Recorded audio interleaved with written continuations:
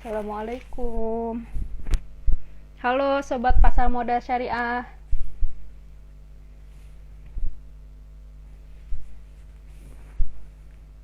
Suara saya udah terdengar jelas belum ya? Please komen dong.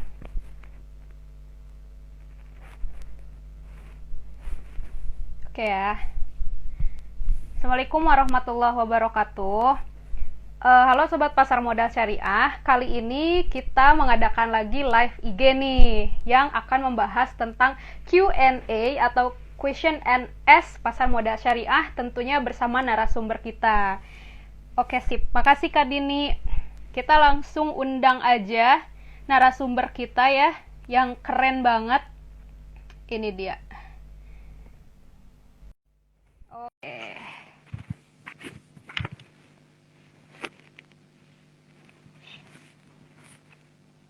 Kita tunggu narasumber kita untuk join. Nah, ini dia. Assalamualaikum Mas Andri. Waalaikumsalam warahmatullahi wabarakatuh. Suara saya jelas nggak ya, Mas? Jelas, Anis jelas, nggak tahu saya jelas kan, Nis? Jelas nih. Oke, nanti teman-teman netizen boleh komen ya.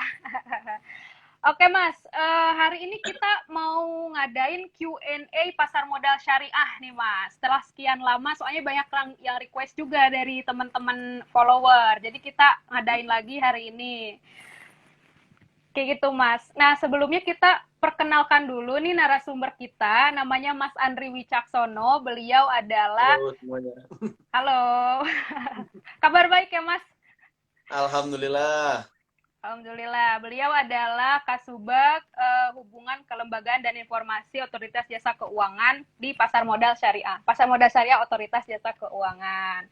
Oke, siap ya Mas? Kita jawab banget banyak banget pertanyaan nih. Susah-susah nih kira-kira. Pertanyaannya gimana ya gitu.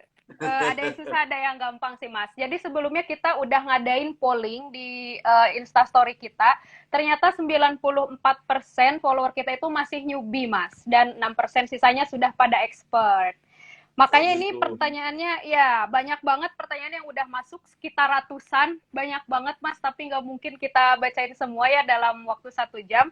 Makanya kami sudah shortlist beberapa pertanyaan yang sama kita jadiin satu. Dan kita mulai dari pertanyaan basic dulu kali ya Mas ya. Karena teman-teman kita banyak yang masih newbie juga nih Mas. Ya, boleh silakan. Oke siap. Ini yang pertama dari Safira RZ. Bagaimana kiat memulai investasi untuk mahasiswa? Tapi ini ada satu lagi yang kayaknya correlated nih Mas pertanyaannya. Dari NA Moza 18. Gimana tips bagi yang baru mulai investasi saham? Nah, gimana nih Mas? Jadi, silahkan. Cara mulai ya Mbak Anis ya? Ya. Ya mungkin teman-teman yang sekarang live juga boleh tuh langsung aja kalau mau tanya juga langsung di komen boleh kali ya Mbak Boleh, Anis ya? boleh. Ya, ini tadi pertanyaannya bagaimana cara memulai investasi gitu ya? Ya. Ini pertanyaannya sebenarnya ini pertanyaan sejuta umat nih. Kayak misalnya mobil Avanza itu kan pertanyaan sejuta umat. Mobil sejuta umat. Nah, ini juga sama nih. Bagaimana memulainya? Nah, yang pertama sebenarnya teman-teman harus investasi. Apa investasinya? Investasi leher ke atas. Jadi Apa bukan tuh? investasi duit dulu, tapi investasi leher ke atas. Cari tahu dulu informasinya. Jadi teman-teman kalau mau belajar apapun bukan hanya pasar modal atau investasi ya. Teman-teman belajar apapun harus tahu dulu. Sebenarnya ini produk apa sih? Bagaimana sih fiturnya? Kemudian resikonya apa sih kalau aku ikutan kan gitu-gitu tuh. Nah, itu yang paling utama tuh ya makanya belajar makanya dan kalau dilihat kan sebenarnya konten-konten atau akun-akun yang mengajarkan tentang investasi kan sudah banyak sekali ya, Mbak Anis ya. Termasuk salah satunya adalah di pasar modal syariah ini. Nah, kalau teman-teman sudah belajar investasi leher ke atas, baru teman-teman belajar bagaimana menyiapkan investasi leher ke bawah. Nah, gitu. Apa itu salah satunya? Yaitu adalah modalnya. Gitu. Nah, berapa banyak modalnya Mas Andri? Sebenarnya kalau teman-teman membuka akun, apa-apa, akun saham, akun reksadana sebenarnya sih nggak butuh uang ya. Buka mah buka aja, asal teman-teman memenuhi persyaratan tadi. ada KTP, ada NPWP kalau punya, kalau nggak punya nggak apa-apa, kemudian ada buku tabungan depannya, itu juga bisa sudah menjadi salah satu investor. Ya, teman-teman yang kedua adalah tadi setelah investasi layar ke atas, teman-teman harus punya apa? Harus menentukan dulu profil risiko saya tuh seperti apa. Itu penting, Hmm. karena yang namanya investasi pasti punya risiko. Kalau misalnya satu, contohnya, kalau saya punya duit 1 juta rupiah, kalau teman-teman tiba-tiba duit tadi hilang 50% aja, apa yang dirasain teman-teman? Teman-teman harus nentuin sendiri nih, karena beda-beda jawabannya nih. Ada yang biasa Hmm. jawabannya, ya biasa aja lah kalau hilang 50%. Ada yang, aduh udah kepikiran, nggak bisa, pas sholat juga kepikiran itu, kan nggak oke tuh, tidur nggak bisa tidur, kan begitu tuh. Nah ini teman-teman harus menentukan sendiri. Kalau tadi misalnya, saya bahkan kalau kehilangan 100 ribu aja dari 1 juta, which is berarti kehilangan 10%, itu kalau kepikiran terus, itu berarti artinya teman-teman adalah eh, resikonya, profil resikonya rendah tuh. Jadi teman-teman Hmm. nggak berani ngambil risiko-risiko yang tinggi. Juga sebaliknya, kalau misalnya tadi, nggak apa-apa kok saya kehilangan 70%, 80%, nggak apa-apa. Yang penting saya bisa belajar dan saya bisa mencoba lagi untuk mendapatkan investasi yang lebih tinggi lagi. Misalnya itu jawabannya, mungkin teman-teman berarti artinya risikonya berani tinggi. Itu dulu yang paling, Oke. apalagi mahasiswa kan. Kalau mahasiswa berarti saya asumsinya mayoritas muda-muda kan begitu ya. Nah, Ya. setelah menentukan profil risikonya, barulah teman-teman menentukan produknya.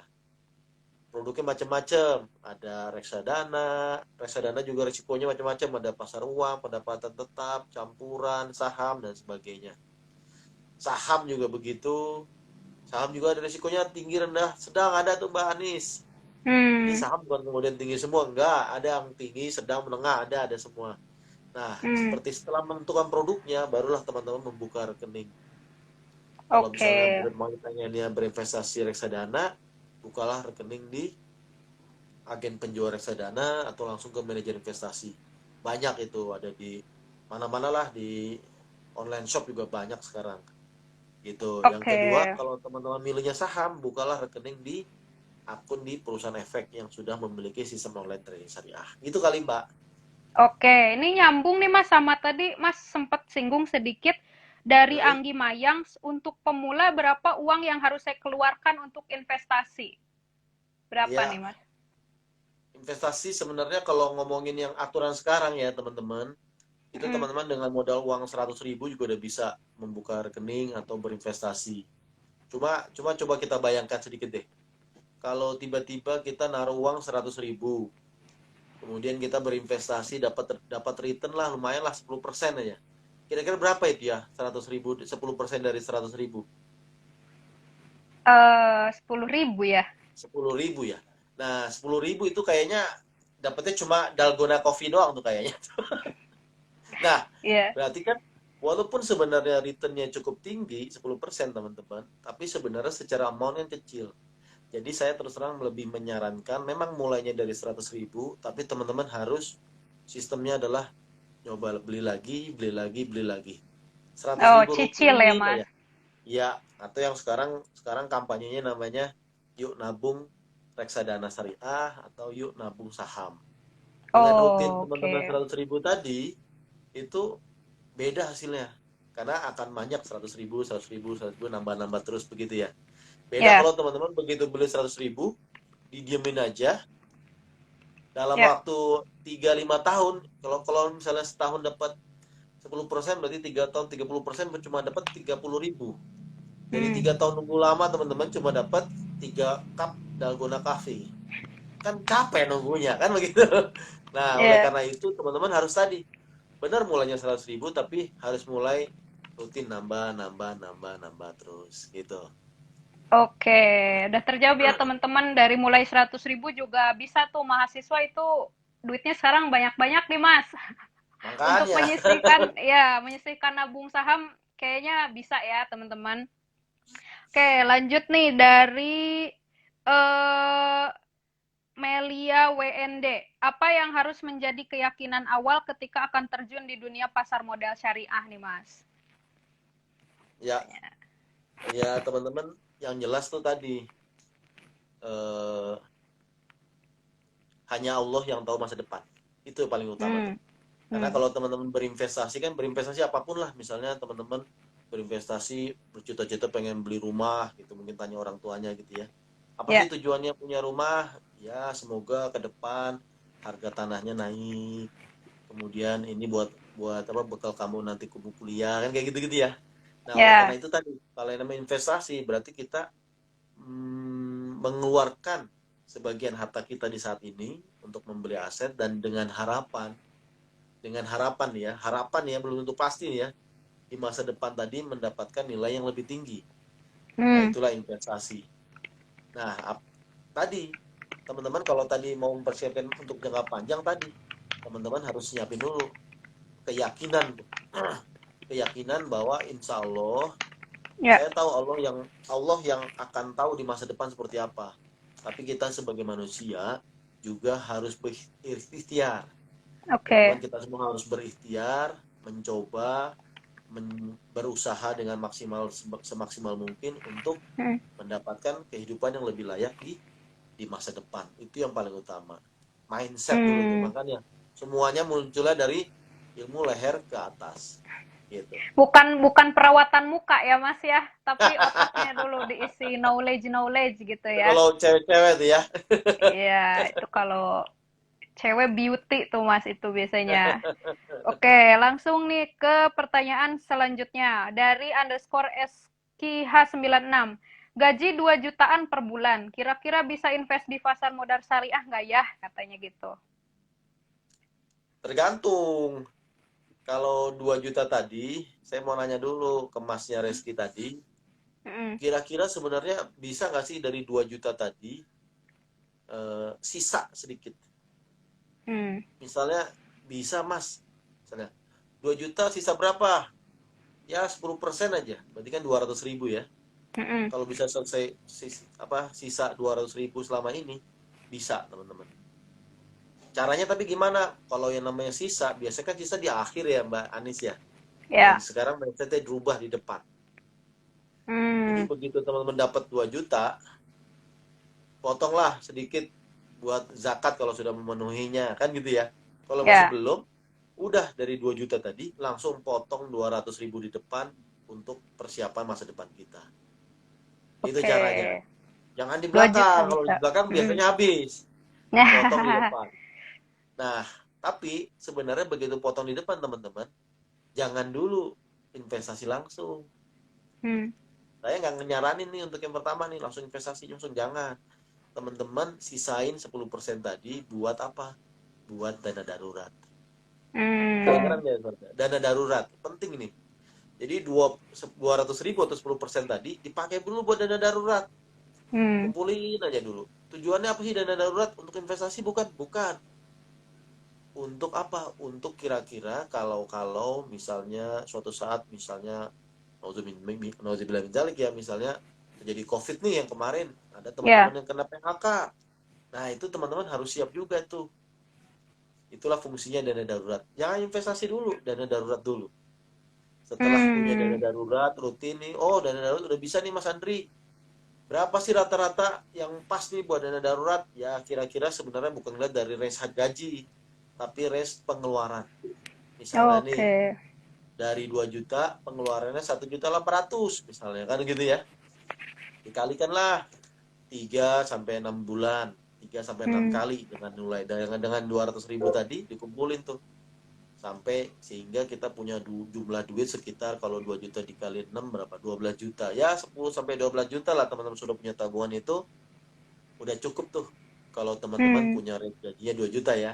Beda kalau Ya. teman-teman range gajinya 5 juta. Ngitungnya beda lagi.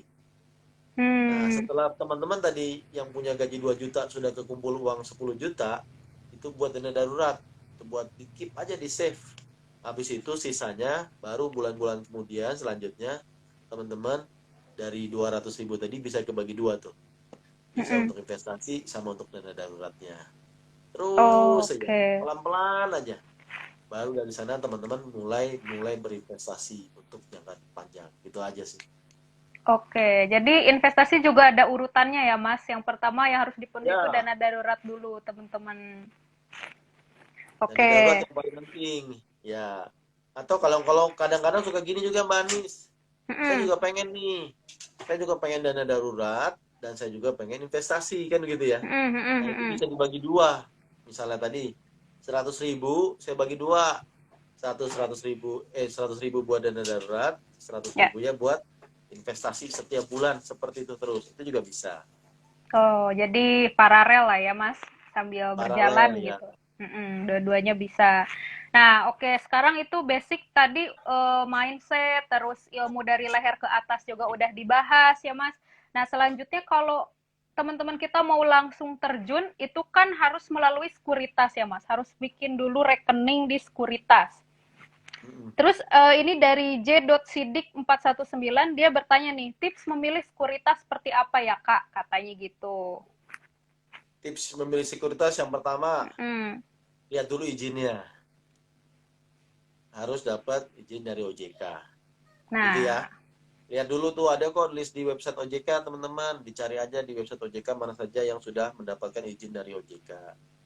Nah, yang kedua, kalau sudah dapat izin OJK, kalau teman-teman memang preferensinya syariah, cari sistem online trading syariah yang punya sistem online trading syariah. hmm. SOTS. Nah, listnya ada di mana? Ada di Instagram Pasar Modal Syariah, insya Allah. Tinggal dicari yang Mbak Anis ya, di highlight ya kalau nggak salah. Ya. Ada 18. Itu jadi, nah setelah yang kedua udah milih, dari 18 sudah dapet, oh mau pilih yang mana lagi nih? Kan gitu ya. Ya.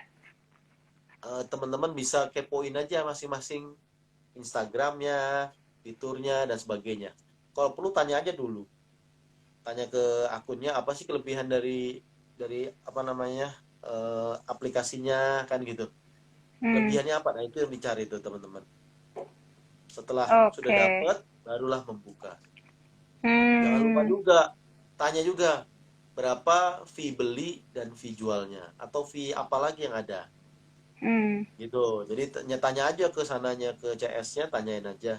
Yang pertama, kelebihannya akun ini dibanding akun lain. Hmm. Aplikasi lain apa? Tanya itu. Yang kedua, berapa investasi minimalnya? Karena ada yang 100.000, ada yang 1 juta, ada yang 5 juta, ada yang 10 juta, macam-macam. Yang ketiga, punya fitur apa aja?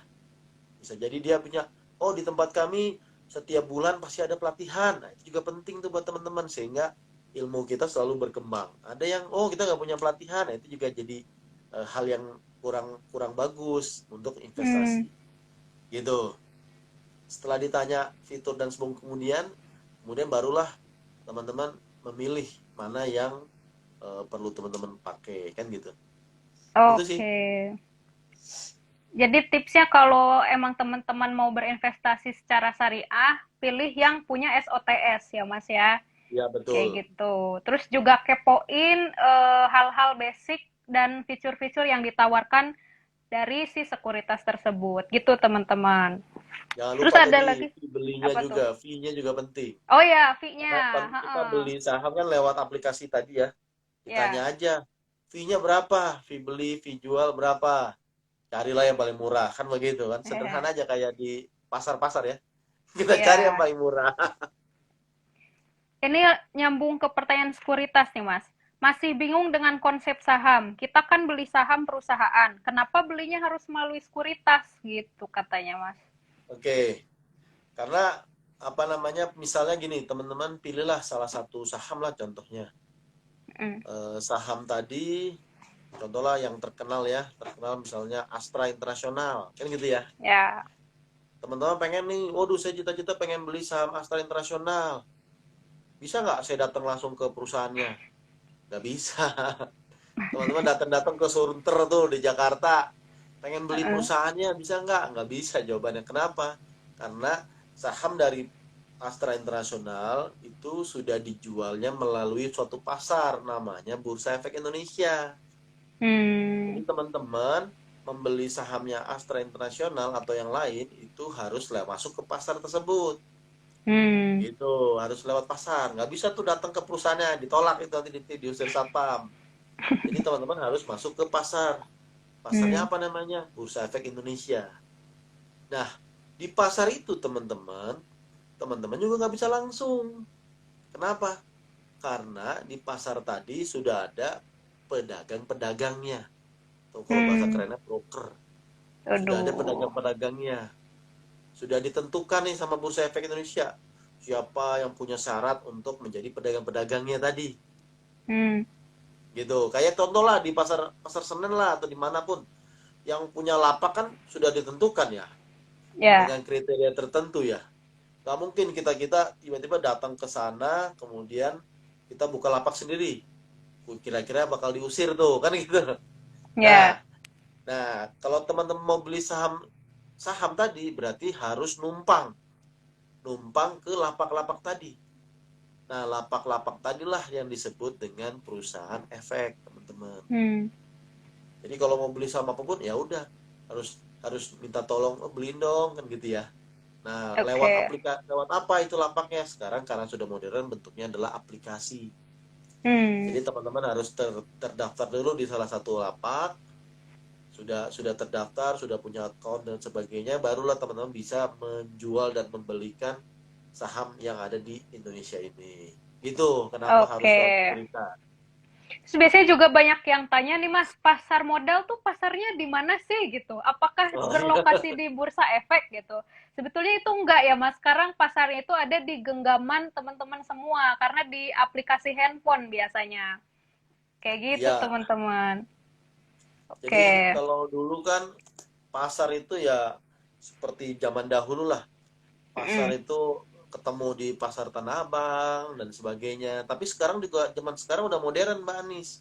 Kita Ya. udah tahu ada Tokopedia, ada Shopee, ada Bukalapak. Pertanyaannya, sekarang pasarnya di mana sih kan gitu ya? Nah, itu dia. Satu Tokopedia, satu Lazada, satu Shopee dan sebagainya itu pasar lah sekarang baru namanya. Nah, tapi Hmm. teman-teman sebenarnya belum banyak yang tahu Anis. Apa Kalau tuh? pasar online yang pertama kali di Indonesia ada, itu adalah Bursa Efek Indonesia. Pasar Keren online-nya keren keren. nih, ya kan? Ya. Sekarang kan cuma cuma adanya yang tadi yang saya sebutin tadi ya. Tapi sebenarnya sudah Ya. lama nih Bursa Efek Indonesia mengeluarkan pasar online, kan begitu. Gitu. Oke. Kayak udah jelas ya teman-teman. Nah, sekarang kita masuk ke yang lebih syariahnya nih, Mas. Kan Ya, kalau ya. investor ingin berinvestasi di saham syariah, teman-teman ini harus melihat dan mengetahui dulu daftar efek syariah, yaitu list yang di dalamnya ada saham-saham syariahnya ya, Mas. Nah, daftar efek syariah itu diupdate berapa bulan sekali sih, Mas, katanya? Dari Jadi Risma daftar Dewi. efek syariah itu diterbitkan bisa oleh dua pihak. Hmm. Yang pertama oleh OJK, yang kedua oleh pihak penerbit DES, Ya. pihak penerbit daftar efek syariah. Nah, bedanya apa? Kalau OJK itu menerbitkan daftar efek syariah untuk saham-saham yang ada di Bursa Efek Indonesia, yang ada di Indonesia, Hmm. gitu. Nah, kalau pihak penerbit daftar efek syariah atau pihak lain yang diizinin sama OJK untuk menjadi pihak penerbit DES, itu dia akan menyeleksi dan menerbitkan saham-saham syariah yang ada di luar negeri. Misalnya Oh, teman-teman oke. mau, saya nih udah canggih nih, saya mau beli saham syariah yang ada di Malaysia misalnya. Nah, itu listnya kalau lewat Indonesia, nggak langsung ke sana pasar sana, bisa. Itu lewat list yang diterbitkan oleh pihak penerbit DES, daftar efek syariah yang diterbitkan pihak penerbit DES. Nah, sekarang daftar efek syariah yang diterbitkan untuk Indonesia itu diterbitkan 1 tahun 2 kali ya Mbak Anis. Oke. 1 tahun 2 kali secara periodik yaitu di bulan Mei dan di bulan November.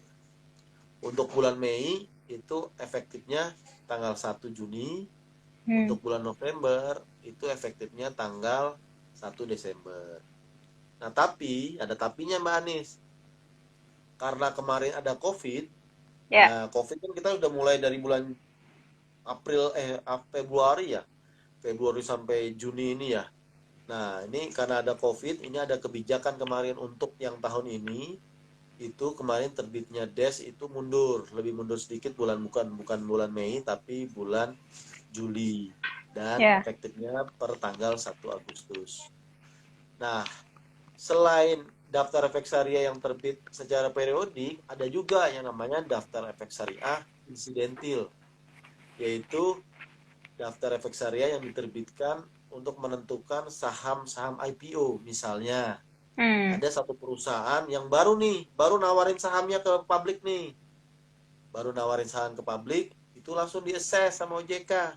Oh, Hmm. saham kamu termasuk saham syariah, saham kamu tidak termasuk saham syariah. Nah, itu namanya diterbitkannya secara insidentil. Itu bisa setiap saat Hmm. terbitnya.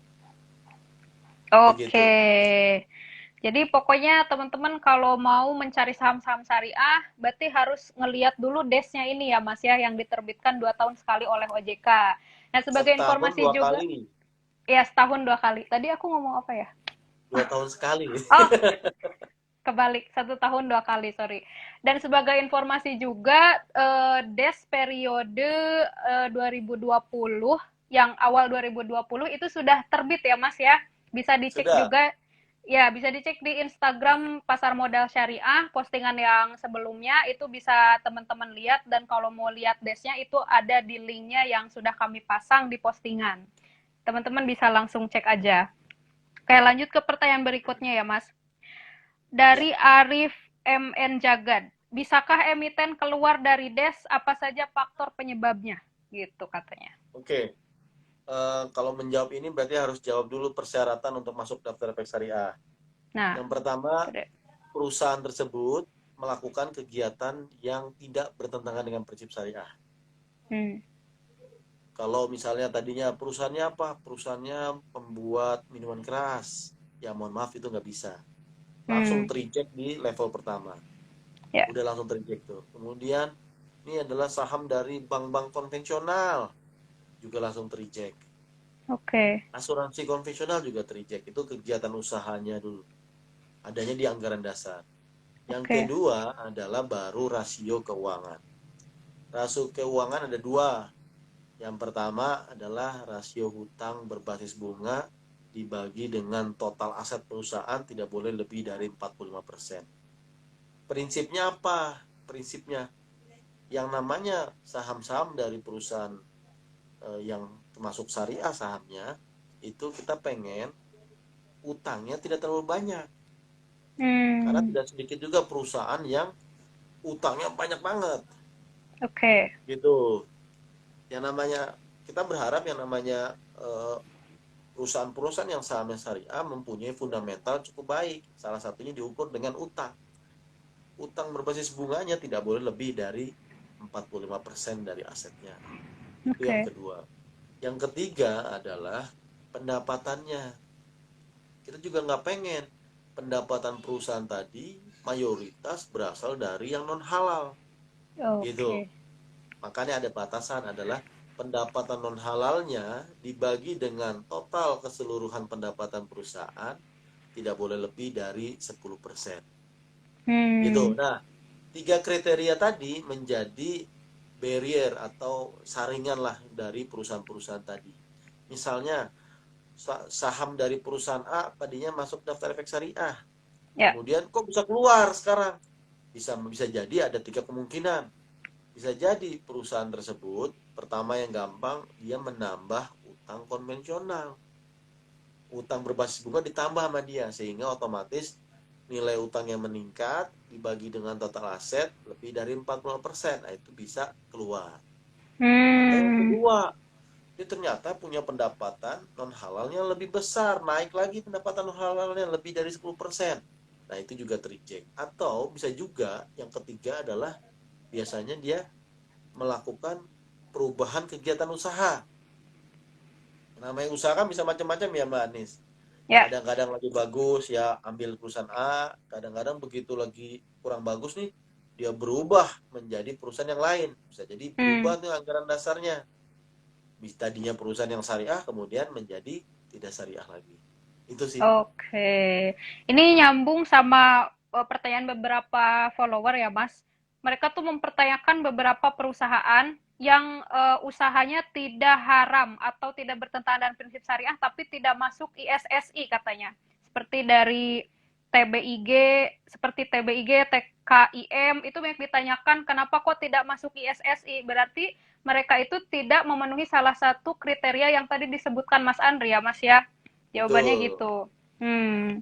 Nggak masuk Da, kategorinya, kayaknya nggak masuk dari sisi rasio utang atau pendapatan non halal.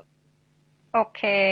Teman-teman Da, kalau kejebe. misalnya pengen tahu, sebenarnya bisa juga tinggal download aja laporan keuangan dari Bursa Efek Indonesia, tinggal download, Ya. dibuka, lihat aja tuh utangnya banyak gak sih, itu prinsipnya gitu.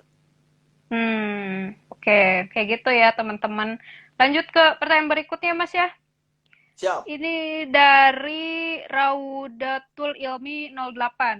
Bagaimana hukum bunga yang dikasih bank konven tapi sudah pakai SOTS tapi RDA-nya tetap bank konven kayak gitu. Gimana gimana, coba tolong diulang. Bunga. Bagaimana hukum bunga yang dikasih bank konven? Saya sudah pakai SOTS tetapi RDN tetap menggunakan bank konven. Gitu, Mas. Oke. Ya, jadi nanti yang namanya pasar modal syariah selalu berkembang, Mbak. Ya. Rencananya nanti ke depannya semua RDN-nya SOTS itu harus di bank syariah. Makanya kita juga lagi Oh, pengen bantu nih, biar ya. bank-bank syariah juga cukup kuat sehingga bisa dipilih menjadi namanya bank administrator RDN. Saat ini seingat saya bank syariahnya baru ada 3 deh. Satu bank syariah Hmm, mandiri, BCA Syariah, satu lagi bank syariah satu BSM, BCA, satu lagi lupa saya. BNI kayaknya. Yang baru nih BNI Syariah. ya. Itu memang belum banyak karena memang ada persyaratan. Ada persyaratan, makanya beberapa rekening di SOTS mungkin masih menggunakan bank konvensional. Nah, kalau misalnya mendapatkan bunga itu, teman-teman bisa tanya detail ke perusahaannya, seberapa besar saya dapatnya. Sehingga teman-teman Hmm, bisa buang sendiri ke sana. Jadi teman-teman tinggal ambil saja, tinggal buang bahwa itu bukan pendapatan halal dari teman-teman. Sementara begitu. oke. Kedepannya insya Allah semua bank administrator untuk SOTS pakai bank syariah. Kalau teman-teman tadi juga Oke. mudahnya seperti apa? Udah tinggal pindah juga boleh. Tinggal pindah menjadi administrator RDN yang syariah. Gitu. Ya, biasanya bisa sih Mas request ke sekuritas gitu. Saya mau Ya, dong bisa. ganti RDN gitu. Paling ada charge yang dikenakan dan itu nggak besar sih biasanya. Iya, kecil Kayak, kok. Iya. hmm, Biar kita oke, fully dari ujung, dari hulu sampai hilir, semuanya syariah. Kan begitu ya. betul. Oke, lanjut lagi dari Ardi underscore Gurning Mas. Jika pilih sekuritas non syariah tapi tetap milih emiten yang syariah, apakah bisa tetap dinamakan investasi syariah? Katanya gitu. Oke, oke. Jadi ini ibaratnya teman-teman, kalau mohon maaf kalau teman-teman muslim gitu ya, Ya, ibaratnya begini, kalau mau sholat kan macam-macam ya, ada sholat di masjid yang utama, ada juga sholat yang di rumah. Nah, hmm, ibaratnya nih kalau teman-teman investasi menggunakan sistem online trading syariah, itu sholatnya di masjid. Kenapa? Lebih khusyuk dan sebagainya, kan itu bahasa sederhana gitu ya. ya, Boleh nggak? Tapi saya istilahnya sholatnya di rumah, atau pakainya sistem online trading konvensional, tapi saya sendiri yang menentukan ini syariah. Saya tahu kok yang mana syariah. Jawabannya sih boleh-boleh saja. hmm, Tapi di sana itu yang di rumah atau pakai aplikasi yang konvensional tadi, potensi untuk tergoda menjadi tidak syariahnya cukup gede. weh, Contoh aja, misalnya nih, misalnya begitu masuk di aplikasi konvensional, dilihat, wah ini sektor yang non syariah bagus-bagus ini. Akhirnya hmm, tergoda pengen beli. Itu yang pertama. Yang oke. kedua, di aplikasi yang konvensional ada juga nih pinjaman untuk trading. Pakainya Hmm, margin trading, ada bunganya, itu nggak boleh secara syariah. Akhirnya hmm, teman-teman yang tadi biasanya bertransaksi menggunakan 10 juta modalnya, tiba-tiba pengennya minjem deh 20 juta gitu. Pinjem pakai bunga, itu pakai margin. Nah itu. Jadi godaannya gede teman-teman menggunakan oke, yang sistem konvensional. Itu besar, gede-gede banget tuh. Nah, nanti juga ada oke, risikonya gede juga ke sana. Itu sih sebenarnya. Jadi saya oke. saranin kalau teman-teman pengen pengen belajar syariah yang kafah istilahnya, mulailah kita hijrah juga. Bukan juga sekedar hijrah fashion kalau perempuan-perempuan kan gitu, karena lagi ngetren kan. Kemudian hijrah makanan juga. Nah, sekarang hijrah keuangan. Salah satunya adalah menggunakan investasi syariah. Gitu sih. Oke, siap. Lanjut nih Mas, itu kan tadi kita sudah punya toolsnya nih, sudah punya SOTS misalkan, sudah menjadi investor di SOTS. Lanjut ke praktek cara membeli sahamnya. Ada Oke, pertanyaan dari Tensya Gustiana. Bagaimana cara menganalisis saham yang baik untuk dibeli, katanya. ya. Jadi untuk setelah menjadi investor, teman-teman tuh tadi harus menentukan dengan dalam dirinya sendiri dulu. Saya ini ingin menjadi investor jangka panjang atau menjadi pedagang. Hmm, Nah, karena apa? Karena tadi kalau berinvestasi itu ibaratnya teman-teman seperti eh, bercocok tanam, seperti oke. memelihara ayam dan sebagainya. Kita tuh ngerawat, bener-bener kita rawat. Tanamannya kita siramin tiap hari sehingga biar besar. Artinya apa? Kalau kita bercocok tanam kan nggak bisa waktu singkat ya Mbak ya. Ya. Waktunya panjang nih. Nah itulah teman-teman menjadi long term investment. Jadi Hmm, teman-teman tadi, kalau untuk investasi jangka panjang, teman-teman apa syaratnya untuk investasi jangka panjang? Teman-teman harus membeli atau memilih perusahaan-perusahaan yang memang punya fundamental yang bagus. Gitu. Cari hmm, perusahaan punya fundamental bagus. Loh, bagaimana Mas Andri, saya nggak punya kemampuan, belum punya kemampuan kan begitu. Yang gampangnya adalah cari aja di perusahaan yang masuk dalam indeks Jakarta Islamic Index JII. JII. Ya. Iya, ada 30 tuh. Karena kalau yang sudah masuk ke 30 itu teman-teman, itu sudah jelas perusahaannya perusahaan-perusahaan besar. Which is apa artinya? Perusahaan yang punya fundamental sudah cukup baik. Sehingga kalau tadi misalnya ada badai, misalnya nih pohon nih, pohon sudah besar, ya kan? Kemudian kena badai, itu jauh lebih kuat dibanding pohon yang kecil yang kena badai. Itu sehingga kita Hmm, lebih aman. Gitu, sambil kita tetap melakukan mereview yang lain. Itu sederhananya begitu. Lari ke Jakarta Islamic Index. Nah, tapi kalau teman-teman ini adalah, oh saya sudah nih Mas Andri, saya sudah jadi investor, kemudian sudah jangka panjang, sudah tahu, saya juga tahu juga mana perusahaan yang kira-kira nggak bagus, yang bagus kan gitu ya. ya. Tapi saya sebenarnya sukanya adalah menjual beli, berdagang sukanya. Hmm, Boleh-boleh aja kalau teman-teman berdagang. Kalau teman-teman berdagang, tambahlah ilmu teman-teman investasinya dengan ilmu dari analisis teknikal. Itu barulah teman-teman jadi pedagang, membeli hari ini, jual besok dan sebagainya. Boleh aja, kenapa? Karena tadi sudah bukan lagi bercocok tanam, tapi beli di pasar, jual lagi. Ini prinsipnya beda nih. Dan ya. saya sarankan teman-teman, akunnya pun berbeda. Kalau teman-teman pertama kali Oke. tadi, saran saya berinvestasi jangka panjang. Belinya tadi dengan cara apa? Yuk nabung saham. Hmm, Nabung, nabung, nabung setiap bulan beli aja. Reksadana juga gitu, tiap bulan potong gaji. Kalau saya terus terang reksadana potong gaji tiap bulan. Potong gaji saya udah nggak tahu lagi. hmm, Market mau naik mau turun nggak peduli, saya yang penting potong gaji beli aja terus kan gitu setiap bulan gitu. Sama saham juga begitu. Itu jangka panjang. Tapi kalau tadi hmm, teman-teman sudah pengennya trading, buatlah akun yang lain. Jangan akun yang hmm, sama, karena nanti beda treatment nih. Beda ilmu juga nih.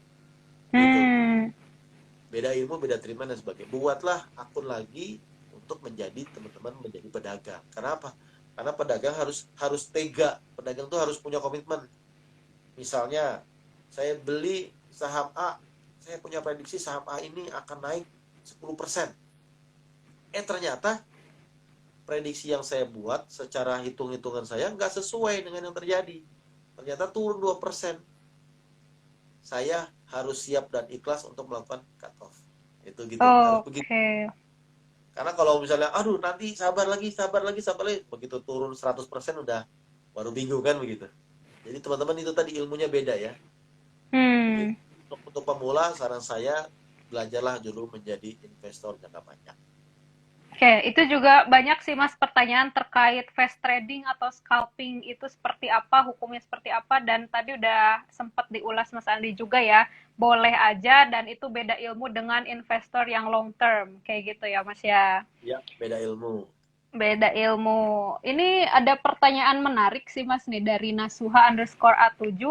Misal saya investor pemula, beli saham tapi cuma tahu atau kenal produknya saja, apa tetap bisa disebut spekulasi katanya? Ya, jadi spekulasi itu mungkin kita berpikir di masyarakat itu yang namanya spekulasi selalu konotatifnya negatif aja dia. Hmm, Spekulatif itu negatif, negatif aja gitu kan ya. Padahal iya. sebenarnya spekulasi yang negatif itu adalah spekulasi yang berbau larinya adalah riba. Begitu. Hmm, Yang kemudian judi dan sebagainya. Sebenarnya misalnya begini, misalnya ngomongin spekulatif untuk jangka panjang.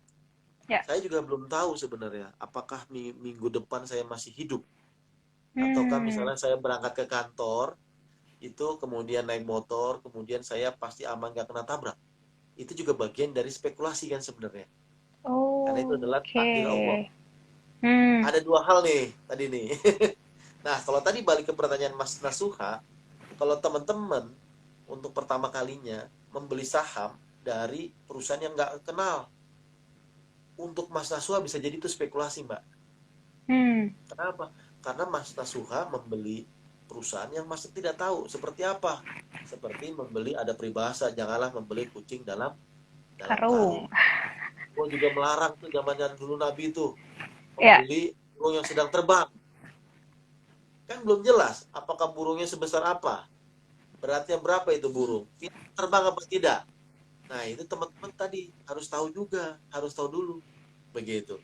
Sederhananya adalah gampang sebenarnya untuk mengetahui perusahaannya. Gampang aja kalau teman-teman beli di supermarket, janganlah Ya. cuma sekedar produk, kemudian dilihat tuh produksi by siapa. Oh, produksi by ini. Oh, ternyata perusahaan tadi produk ini tuh yang buat perusahaan ini toh. Saya suka beli produknya. Jadi saya beli aja perusahaannya. Itu sebenarnya Hmm, udah spekulasi tuh. Kenapa? Karena sudah melakukan analisa secara sederhana. Saya selalu pakai produknya setiap minggu, bahkan saya misalnya beli es krim dan sebagainya, saya selalu beli itu berharap saya suka produknya dan saya yakin orang-orang juga pada suka. oke. Mana cuma beli produknya mending saya jadi pemiliknya. Itu sebenarnya sudah bukan spekulasi lagi. Gitu. Oke.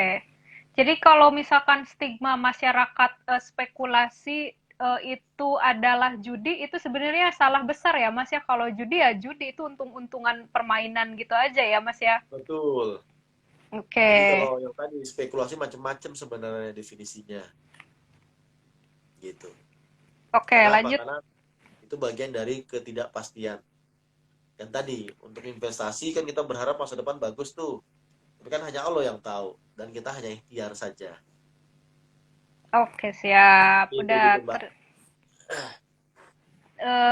terjawab ya Mas Nasuha. Langsung ke pertanyaan berikutnya nih. Apakah plan trading menggunakan robot AI dibenarkan oleh syariat katanya? Robot AI itu artificial intelligence ya Mas ya? Iya, iya, robot advisor. Jadi Ya. itu modelnya mungkin gini ya. Ini masanya sudah mulai advance sedikit nih. Jadi Mm-mm. sebenarnya robot AI itu modelnya gini. Misalnya saya membeli saham A, kemudian secara hitung-hitungan teknikal kan gitu. Ini larinya kayak teknikal biasanya. Ya. Kalau saham misalnya tadi harganya sahamnya 2000, 2000, kalau dia bisa menyentuh angka 2200 itu berarti sudah breakout tuh.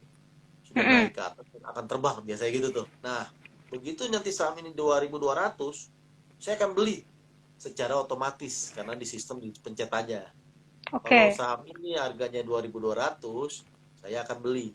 Atau sebaliknya, kalau saham ini harganya 2300, saya akan jual. Kenapa? Saya mau take profit. Itu juga bisa. Oh, Itu sebenarnya hanya tools, hanya alat buat kita untuk melakukan investasi, baik trading maupun investasi. Itu sebenarnya secara syariah nggak ada masalah, nggak ada isu. Kenapa? oke. teman-teman memasukkan tiker-tiker tadi, terus dengan secara syariah berarti teman-teman sudah memberikan persetujuan untuk melakukan jual dan beli dengan angka tersebut. Oke, jadi Kalau masih nggak apa-apa ya syariah Mas itu ya? iya nggak apa-apa, karena kalau di syariah itu akadnya kan adalah bai'al musyawamah. Itu lelang berkelanjutan, karena harganya bisa naik, bisa turun dan sebagainya. Tapi Oke. ilmu ini sudah cukup advance sih Mbak Anis. Tapi Mm-mm, kalau ini mau terusin pusing. ini follower yang sudah agak ini Mas, Ya, sepertinya ya, sudah betul. expert gitu ya. Nah Mas, sebetulnya kan di pasar modal syariah sendiri, produknya itu bukan hanya saham syariah ya Mas, tetapi juga ada reksadana syariah dan juga sukuk. Ada Ya, juga nih follower yang saham syariah sepertinya tadi sudah cukup banyak ya ilmunya yang sudah di-share Mas Andri. Ada follower dari Risma 911 menanyakan pilih mana RDPU atau sukuk katanya gitu. oke. Reksadana pendapatan pendapatan tetap apa DPU ya? Pasar uang ya? Pasar Pasar uang, uang ya? Sorry, pasar sorry, uang, sorry. ya. Karena beda barang nih, Mbak. Oke. Jadi kalau misalnya reksadana pasar uang itu adalah berinvestasi yang pertama pada aset-aset yang kurang dari 1 tahun. Apa aja Hmm. kategorinya? Satu, deposito. Yang kedua, dia bisa beli sukuk. Tapi sukuk yang jatuh temponya tinggal 1 tahun lagi. Oke. Gitu. Besarannya begini nih. Jadi kalau teman-teman beli reksadana pasar uang, itu artinya teman-teman secara tidak langsung melakukan deposito atau membeli sukuk yang jangkau temponya kurang dari 1 tahun. Nah, dilawankan dengan langsung beli sukuk kan begitu ya. Hmm. Langsung beli sukuk itu benar-benar langsung berarti teman-teman membeli produk yang fix income. Misalnya sukuk negara, rate-nya berapa? Sekarang ya sekitar 7, 8 atau 6% kan begitu ya. Teman-teman beli ke sana. Bagusan mana Mas Andri? Sebenarnya dua-duanya kalau saya lihat termasuk produk yang risikonya rendah. Kenapa? Karena kalau di reksadana pasar uang, karena secara tidak langsung teman-teman membeli deposito juga, itu Ya. kan deposito rata-rata dijamin sama LPS. Sehingga secara nggak langsung produk pasar uang sebenarnya secara tidak langsung juga dijamin oleh negara karena dijamin oleh LPS karena isinya deposito kan begitu ya. Oke. Kalau saya belinya sukuk langsung mungkin yang dimaksudnya sukuk negara. Karena untuk retail sukuk korporasi ada susah belinya. Sederhananya sukuk negara. Sukuk negara itu adalah instrumen pembiayaan yang dikeluarkan oleh negara Republik Indonesia dan juga dijamin oleh negara. Berarti secara Oke. langsung dijamin. Nah, makanya saya sebut dua-duanya rendah. Kenapa? Karena dua-duanya dijamin. Rate-nya ya mirip-mirip sebenarnya rate-nya. Cuma memang ada perbedaan, Mbak Anis. Kalau sukuk negara itu tergantung produk jenisnya ya. Ya. Itu melakukan jual belinya tidak semudah itu. Misalnya, biasanya kalau teman-teman pegang sukuk negara itu biasanya pegangnya sampai dengan lunas, all to maturity. Misalnya 3 tahun nih, saya pegang beli sekarang, saya cairin 3 tahun lagi. Pertanyaannya bagaimana kalau saya mau butuh duit setahun lagi, kemudian butuh duit ini, jualnya tidak semudah kalau teman-teman mempunyai produk reksadana pasar uang. Kalau reksadana pasar uang Oke. langsung di redeem di manajer investasi wajib beli.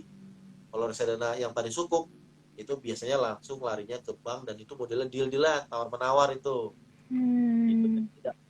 tidak semudah pasar uang. Itu sih Mbak.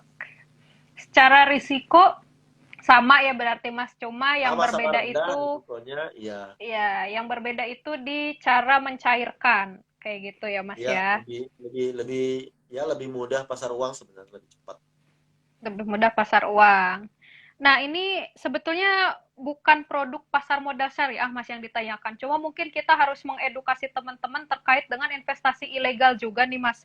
Ya, Dari Hoerul Amri 27, apakah bedanya Olympic Trade sama Forex? Itu kayaknya untuk Forex gitu ya, Mas? ya kalau Aku nggak tahu nih Olympic Trade legalitasnya. saya sering tuh dapat info iklan di YouTube nih karena temannya Hmm. Mas ini nih kayaknya suka nonton YouTube nih. Saya sering juga nih kalau nonton YouTube kemudian ada all in trade, nah, itu sebenarnya ke pasar forex. Hmm. Itu lebih kepada jual beli mata uang teman-teman. Jadi teman-teman beda dengan di pasar modal. Kalau teman-teman di pasar modal memang ada underlying asetnya. Hmm. Ada underlying asetnya. Contohnya apa? Kalau teman-teman beli saham, itu secara nggak langsung adalah underlying asetnya apa? Ya perusahaan tersebut. Saham A, berarti secara nggak langsung ya saya pemilik saham tersebut. Kalau harganya turun, ya nggak ada masalah selama saya pemilik perusahaan tersebut, kan begitu ya. Nah, perusahaannya Itu masih jelas. ada gitu ya. Nah, perusahaan masih ada, itu ada underlying asetnya. Tapi kalau memang forex itu lebih kepada jual beli posisi dari mata uang. Saya terus terang tidak terlalu paham, tapi saya tahu, tapi tidak mendetail. Itu sebenarnya yang saya tahu underlying asetnya tidak ada. Yang saya tahu nih, karena dia biasanya bermain posisi. Contohnya, kemudian contohnya adalah dolar versus Japan, misalnya seperti itu. Itu bagaimana kita Hmm, prediksi seperti itu, Mbak Anis. oke, Dan sebagai memang informasi secara syariah ya. jual beli mata uang boleh, tapi bolehnya adalah on the spot. On the spot itu T plus 2. Jadi secara cash Oke. lah, langsung. Tapi yang terjadi di dalam forex tersebut biasanya kita membelinya misalnya forward, kemudian apa namanya, lupa saya, futures dan sebagainya. Itu membelinya di masa depan tuh, sehingga ada unsur bunganya itu. Gitu. Oke, mungkin sebagai informasi juga ya Mas bagi teman-teman yang ingin mengetahui investasi apa aja sih yang legal, yang memang aman gitu, itu bisa dicek di websitenya OJK ya Mas ya. Mereka udah punya tuh list-list kayak gitu-gitu yang aman, yang legal, atau yang mereka bekukan, yang nggak boleh istilahnya kayak gitu tuh bisa dicek aja di websitenya OJK teman-teman. Biar teman-teman terhindar dari yang namanya investasi bodong kayak gitu. Itu sedikit aja Kalau sih. mungkin saya nambahin Hmm. sedikit Mbak Anies, misalnya Ya, tadi all in trade dan sebagainya, mungkin dia perusahaan tidak bodong, mungkin perusahaan benar, tapi mm-mm. memang bukan termasuk investasi di pasar modal. Kenapa? Oke. Karena pengawasnya bukan OJK. Oh Kalau gitu. kalau futures itu pengawasnya adalah Bapepti, Kementerian Perdagangan. Itu lebih kepada jual beli komoditi dan sebagainya. Oke. Jadi teman-teman kalau mau belajar ke futures tadi, teman-teman belajar juga, tapi coba cari pelajaran-pelajaran yang lebih kepada pengawasnya adalah Bapepti, gitu. Biar Oke, tadi itu salah juga, gitu. sekilas aja ya Mas ya. Ya, Insight-insight gitu. ya betul. Insight-insight di luar pasar modal syariah. Nah, ini selanjutnya sebenarnya masih banyak banget Mas pertanyaannya dan udah rada advance. Soalnya tadi aku udah urutin lagi dan waktunya juga tinggal 5 menit lagi. Oh gitu. Terakhir, ya nggak kerasa ternyata. Tadi kita mulai 16.35 nih, udah 16.30 sekarang. Mungkin terakhir Mas ada yang mau disampaikan untuk teman-teman pasar modal syariah, baik yang newbie atau yang sudah expert, dan pertanyaan yang belum kita sampaikan pada kesempatan kali ini mungkin kita bisa tanyakan di kesempatan lain bersama narasumber yang lain gitu Mas. Tapi pertanyaan masih kita keep nih. Mungkin silahkan Mas ada yang mau disampaikan dulu sebelum ditutup. Ya, intinya segini teman-teman, kita harus percaya bahwa Allah yang menentukan masa depan. Ya, Kita nggak tahu yang masa depan yang akan terjadi seperti apa, tapi Allah yang akan menentukan. Itu yang pertama. Yang kedua, tapi kita sebagai manusia, kita juga nggak boleh kemudian tidak melakukan ikhtiar. Kita hmm. harus berikhtiar. Kenapa? Karena Allah tidak akan merubah suatu kaum kalau kamu tidak mau berusaha untuk mengubahnya. Sehingga kita Betul. juga tetap harus melakukan ikhtiar untuk apa? Untuk mendapatkan masa depan yang lebih baik. Apa lebih baiknya? Macam-macam, termasuk dari sisi finansial. Kalau teman-teman Oke. pengen punya finansial lebih baik, mulailah belajar untuk mencapai finansial yang baik dengan sesuai syariah. Lewat apa salah satunya? Lewat investasi syariah. Nah, oleh karena yang kedua, yang ketiga adalah untuk belajar investasi syariah, teman-teman harus belajar dulu ilmunya, yaitu makanya tadi saya lihat investasi leher ke atas.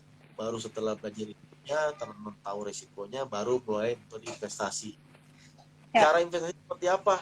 Mulailah dari yang kecil dulu, seperti Agim punya nih, 3M. Mulailah dari diri sendiri, mulailah dari hal yang kecil, dan mulailah saat ini juga.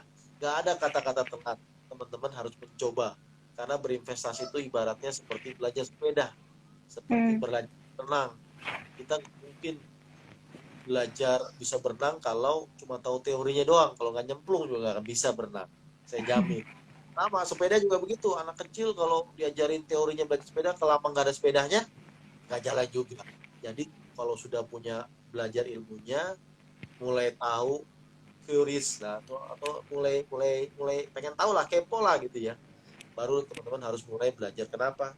Berinvestasi dengan murah dan mudah. Karena sekarang semua serba lewat handphone teman-teman sudah selesai semuanya. Itu kali Mbak. Oke. Nah, jangan lupa kalau sudah itu belajar harus belajar berkelanjutan. Lewat apa? Salah satunya lewat akun Pasar Modal Syariah.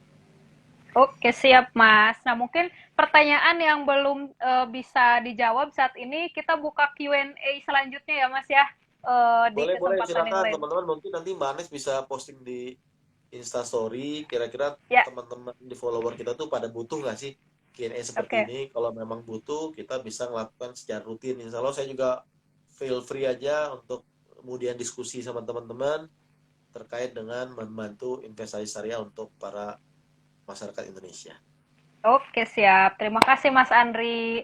Nah, gitu Terima kasih aja banyak. teman-teman. Ya, IG Live sore hari ini bersama Mas Andri Wicaksono, dan udah banyak banget ilmu yang di-sharing pada sore hari ini. Untuk teman-teman yang pertanyaan belum terjawab, kita buka Q&A lagi di part selanjutnya ya. Tenang aja teman-teman. Oke, terima kasih ya Mas atas waktunya. Jika berpuasa, selamat berbuka puasa juga. Ya, bentar lagi. Dan 1,5 jam ya, lagi nih. iya sih, 1,5 jam lagi. Semoga sehat selalu teman-teman juga, jaga Amin. kesehatan dan follow terus akun Pasar Modal Syariah di mana teman-teman bisa mendapatkan banyak informasi terkait investasi syariah. Mungkin sekian saja hari ini dari saya Anissa Ronisa. Terima kasih telah menyaksikan IG Live Pasar Modal Syariah. Wassalamualaikum warahmatullahi wabarakatuh. Dadah. Waalaikumsalam warahmatullahi wabarakatuh. Terima kasih ya. Assalamualaikum. Ya, Waalaikumsalam.